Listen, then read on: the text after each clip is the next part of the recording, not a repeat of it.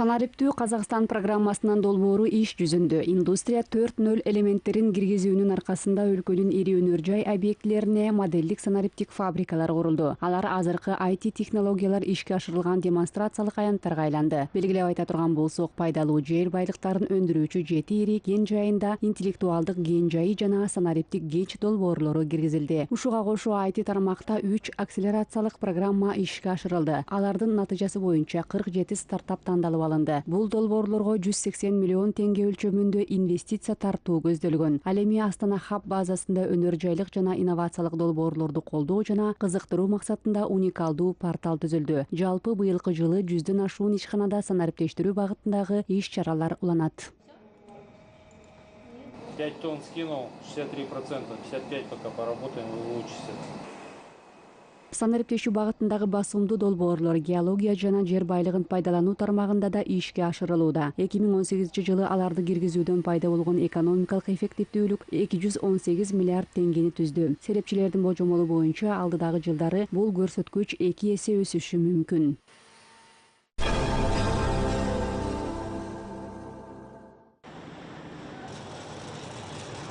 Павлодардын машина кураштыруучулары оор жүк крандарын жасай башташты. Анын бөлүктөрүн даярдоо бир убакытта бардык цехте жүргүзүлөт. Грейферлүү кран казылган кенди жүк унааларына жүктөөгө арналган. Өткөөлдүү жүк көтөргүчтүн эң татаал бөлүгү буйрутма берүүчүгө жөнөтүлдү.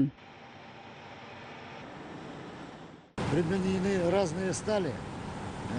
Болоттун ар кайсы түрүн колдонуп механикалык иштемдүүдөн өткөрдүк. Чөмүчтүн көлөмү 1,6 куб метр, салмагы 10 тоннага чейинки жүктөрдү көтөрүүгө жөндөмдүү. Биз бул техниканы жасап чыгарууга көп күч жумшадык. Жумушчулардын билимдүүлүгү менен конструкциялык жөндөмдүүлүктөрдү айкалыштырып жатат.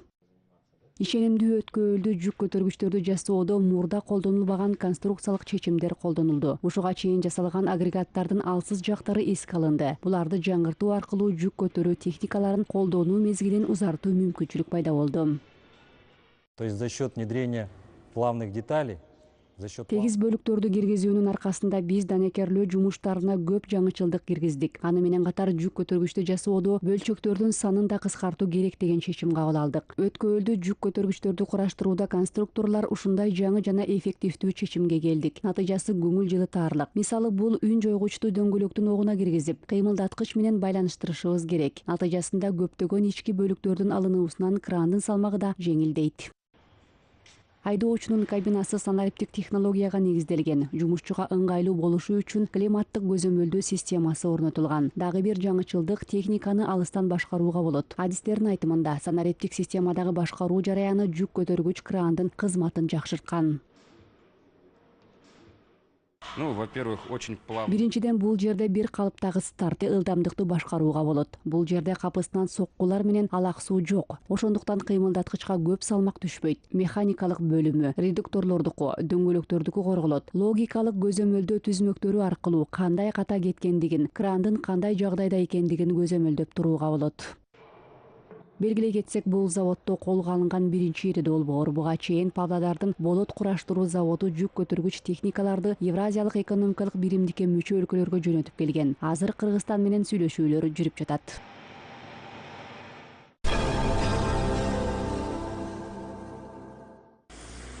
Казакстан менен Украина акылдуу шаарларды куруу тажрыйбасы менен бөлүшүүдө. Келечектеги мегаполистер жашоочулар үчүн коопсуз жана ыңгайлуу болушу керек деп эсептешет эки өлкөнүн серепчилери. Мындан башка, санариптик технологиялар курчалган чөйрөнү жакшыртууга жана шаардык кызматтардын эффективдүүлүгүн жогорулатууга мүмкүнчүлүк берилет. Аны менен бирге Киев акимчилиги Казакстандын сергек долбооруна кызыгып жатат. Нам очень понравилась реализация. Бизди Астана шаарында ишке ашырылган видео көзөмөлдөө системасы кызыктырууда. Ал жердеги көзөмөлдөө эки типкичтен турат. Белгилеп айта турган болсок, фото жана видео фиксациянын аркасында жол эрежесин бузган айдоочу камерага түшөт. Ушул долбоорду быйыл Киев ишке ашырууну көздөп жатабыз. Аны менен катар алдыдагы убакытта 42ге жакын долбоор бар. Видеофиксация нарушений правил дорожного движения. Киев Smart City долбоору 3 жыл мурун ишке кошулган. Акылдуу шаардын алкагында ачык бюджет саясаты коомдун колдоосуна ээ болгон. Шаардын жашоочусу кандайдыр бир коомдук объекттин каражат жана курулуш жумуштары менен тааныша алат. Ошондой эле мамлекеттик сатып алуунун бардык түрүн электрондук системага өткөн. Тендер менен аукцион ачык өткөрүлөт. В рамках Киева, Киевской городской Киев жана шаардык акимчиликтин алкагында сатып алууга тиешелүү документтерин электрондук форматка өткөрдүк. Белгилей кетсек, акимчиликтин карамагында 1800 тармактык бөлүм иш алып барат. Сатып алууну электрондук системага өткөрүүнүн натыйжасында $100 миллион каражатты үнөмдөй алдык. Жалпылап алганда жаңы программаларды киргизүү, ошондой эле казакстандык инноваторлор менен тажрыйба алмашуу элдин өмүр сүрүү деңгээлин көрүнүктүү жакшыртат, дейт украиналык Smart City долбоорунун жетекчилери.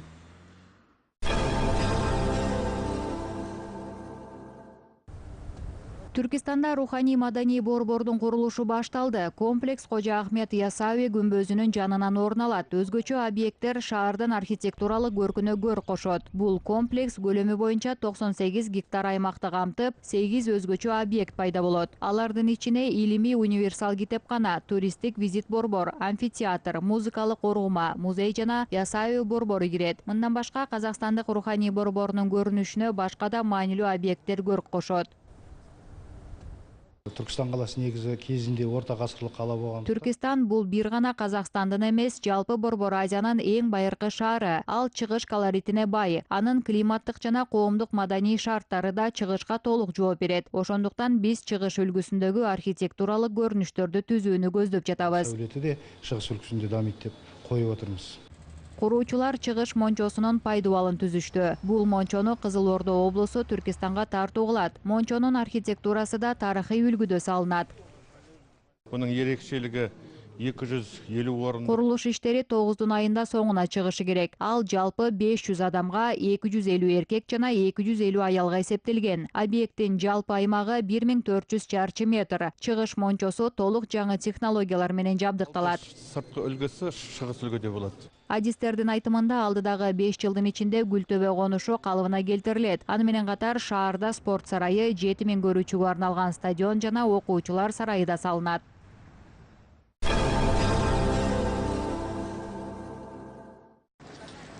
Борбор Азия өлкөлөрүнүн тарыхы, маданияты, экономикасы, саясий жана коомдук өнүгүшү. Ушул маселелер Улуу Британиядагы Уорик университетинде өткөн эл аралык форумда талкууланды. Жыйынга дүйнөнүн абройлуу серепчилери менен дүйнөнүн булуң бурчунан келген студент жаштар катышты. Жолугушууда Кытайдын бир кур бир жол демилгесинин алкагындагы аймактык интеграциянын жаңы долбоору маселеси көтөрүлдү. We are very pleased to see the results of the cooperation between China. Бир кур бир жол долбоорунун алкагында Кытай менен карым-катнаш орноткон Борбор Азиялык республикаларда, айрыкча Казакстанда болуп жаткан оң өзгөрүүлөргө абдан ыраазымын. Негизи долбоор 2013-жылы сиздердин өлкөңүздөрдөн башаталган жана акыркы 5-6 жылдын ичинде өзгөчө өнүктү. Over the past 5 years, we have seen so much progress in the development. Азыркы тапта жалпы аталган долбоорлордун алкагында суммасы 30 миллиард АКШ доллары болгон 51 бирдиктүү долбоор ишке ашырылып келет. Алар өндүрүүчү жана химиялык өнөр жай, айыл чарбачылык, жашыл энергетика жана санариптештирүү сыяктуу көптөгөн тармактарда жигердүү түрдө алдыга жылып жатат. Форум жаштарга Борбор Азия өлкөлөрү тууралуу көбүрөөк маалымат алуусуна мүмкүнчүлүк берди. Мероприятие тоже содействует открытию этого региона. Иш-чаранын Улуу Британия студенттерине аймакты таануудагы ролу жогору. Мисалы, эл Казакстан жана Өзбекстан тууралуу өтө аз билишет. Ал эми ушундай форумдардын аймактын оң имиджин калыптандыруудагы орду өзгөчө. Улуу Британиянын Уорик университетинде казакстандык 60 студент билим алып жатышат. Алардын басымдуу бөлүгү болашак эл аралык стипендиясынын ээлери.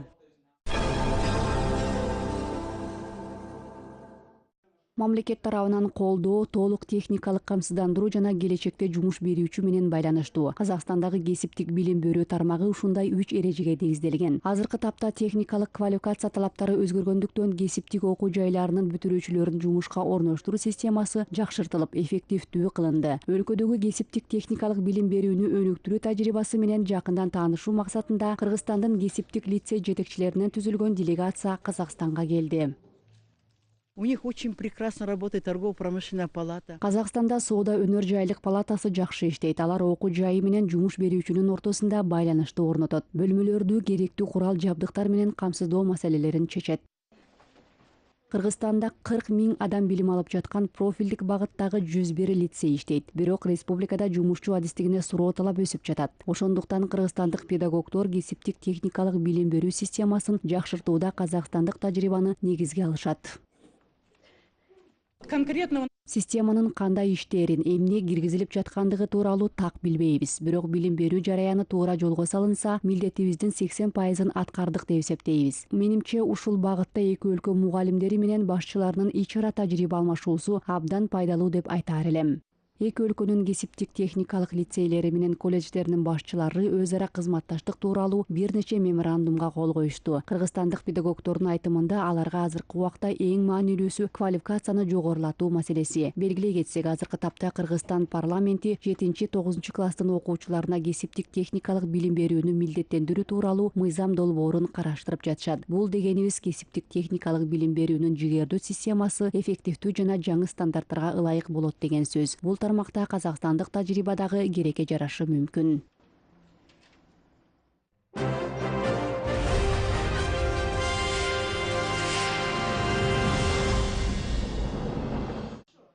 Казакстандын 100 жаңы сымы долбоорунун 2 сезонунда 29 казакстандык жеңүүчү аталды. Бул жолу жигердүү жаштарга басымдуулук берилди. Мыктынын мыктысы болгондордун бири Иван Крепак. 3 жашынан баштап техника менен алектенет. Ал эми 7 жашында өлкөдөгү коммерциялык банк өнүмүнүн жарнамалык дизайнын жасап берип, алгачкы эмгек акысын алган. Ивандын бардык шилтемелери адамдардын өмүр сүрүү сапатын жакшыртууга багытталган. Смартфондун жардамы менен шкафтарды ачууга мүмкүнчүлүк берген Smart Look B-Look долбоору алардын катарында. Ал силикон өрөөнүндө мыкты бизнес идея сыйлыгын алган.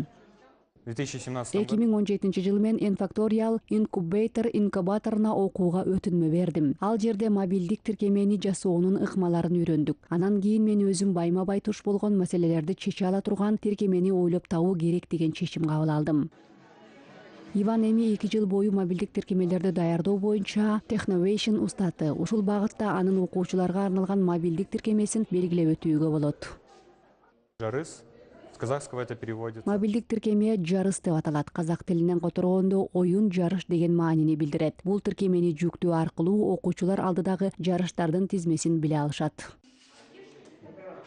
Ивандын эмгекчилдиги жана анын илимге болгон кызыгуусу башкаларга үлгү. Ал белгилүү болууну эмес, жөнөкөй жарандарга өзү өмүр сүргөн коомго пайда келтирүүнү ойлойт. Ол бир баштаган ишти Ал баштаган ишин ар дайым аягына чейин чыгарат. Иван жумуштун башында алдына тапшырма коет. Жумушун аягына чыгаргандан кийин гана долбоорду аягына чыгаргандыгын кабарлайт. Ал жасап чыгарган нерселердин бардыгы жеке өзү үчүн эмес, классташтары, мектеби жана коому үчүн экендигин ар дайым айтып келет. Ивандын Voice Comic деп аталган мобилдик тиркемеси анын далили. Ал дудук адамдар менен сүйлөшүүдө пайда болгон тоскоолдуктарды жоюуга арналган. Аталган тиркеме тексттерди үндүк сигналдарга жана үндүк сигналдарды тексттерге айландырат. Иван Крепак Казакстандын 100 жаңы сымы долбоорунун жеңүүчүсү болуу чоң сыймык деп эсептейт.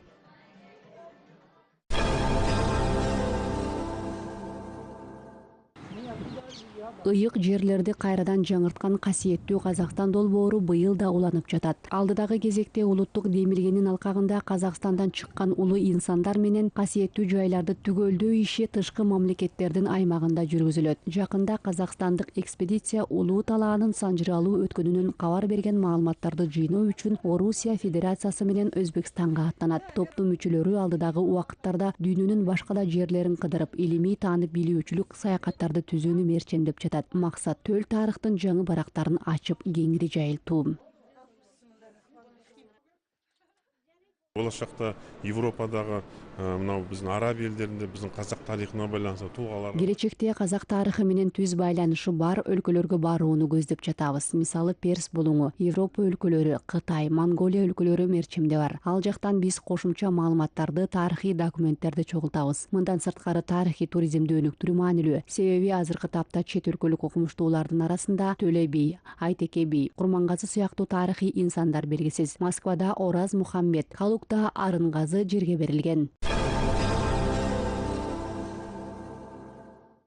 Сноубординг, чана, лыжа жана коньки тебүү Казакстандын бардык аймактарында кышкы эс алуу багыттары өнүктүрүлүүдө. Бул спорт түрлөрүнө өзгөчө басымдуулук берилип жаткандыгы түшүнүктүү. Кышкы туризм ар бир мезгилде суроо талапка ээ. Инфраструктураны жетилдирип, жакшырткандан кийин кар баскан тоодо лыжа тебүүлөрдүн катары калыңдаган. Ушундай заманбап лыжа базасы Алматы облусунун Саркан районунда ачылды. Бул жерде Европадан жеткирилген курал жабдыктар орнотулган. Автоматтык көтөргүчтөрдүн жардамы аркылуу туристтер асма жол менен тоонун чокусуна кышкы мезгилде көтөрүлө алат.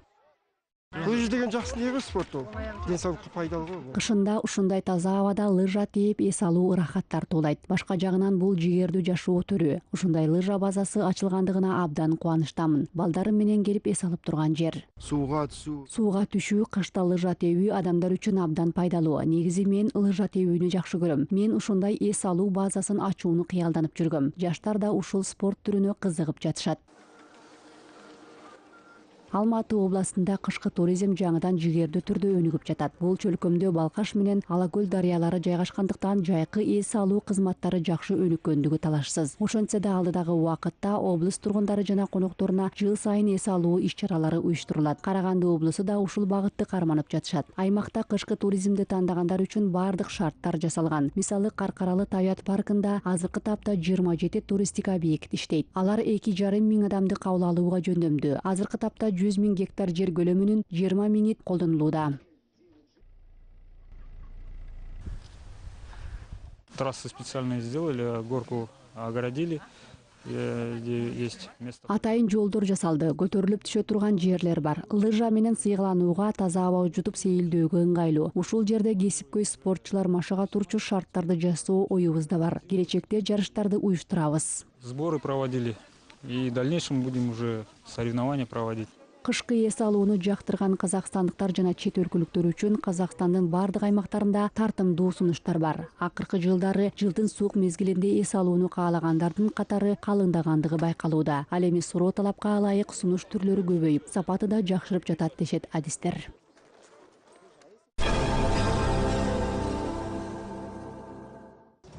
Vella Fashion Show Каспий өлкөлөрүнүн дизайнерлеринин колунан чыккан эмгектер көргөзмөсү биринчи жолу Актау шаарында өттү. Казакстан, Азербайжан, Өзбекстан жана Грузия өлкөлөрүнөн келген дизайнерлер өздөрүнүн жаңы эмгектерин тааныштырышты. Мода маракесине 7 дизайнер катышса, анын 4-өө үчүн бул көргөзмө биринчи жолу болуп жатат. Көрүүчүлөр чыгыштык үлгүдөгү эмгектерди абдан жогору баалашты. Аны менен катар иш-чарага келген коноктор, белгилүү сүрөтчүлөр жана зергерлердин чыгармачылыгы менен таанышышты. Катышуучулардын айтымында ушундай жолугушуулар тажрыйба алмашуу аянтына айланып гана койбостон маданий мамилелерди бекемдейт. Чет элден келип жаткан конактарыбыз. Чет өлкөдөн келип жаткан конокторубуз бар. Грузия, Өзбекстан жана Азербайжан өлкөлөрүнөн коноктор келип жатышат. Бул көргөзмө салтка айланып, жыл сайын өтөт деп ишенебиз. Деген сондай сыйлыгыбыз. Я первый раз в Актау из Грузии, Тбилиси. Мне очень рад ехать в Казахстан. Актауга атайын чакыруу менен Тбилисиден келдим. Бул шаар мага абдан жагып калды. Келечекте Актау өлкөдө жана бүткүл дүйнөдө эң белгилүү шаар болушуна тилектешмин. В Актау было очень популярное место в вашей стране и только не в вашей стране, на всем мире.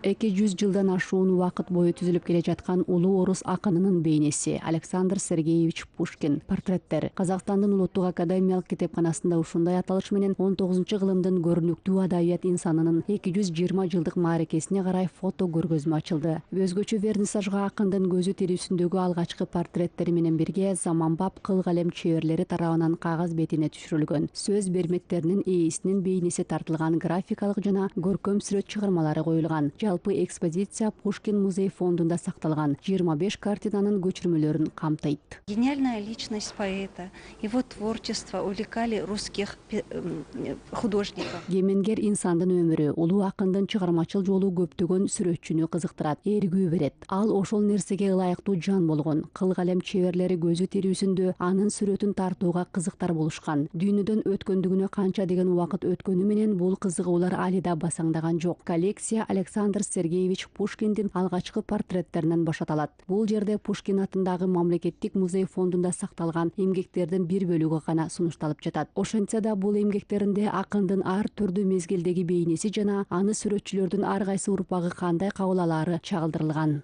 Эпох и каким его видело каждое новое поколение художников.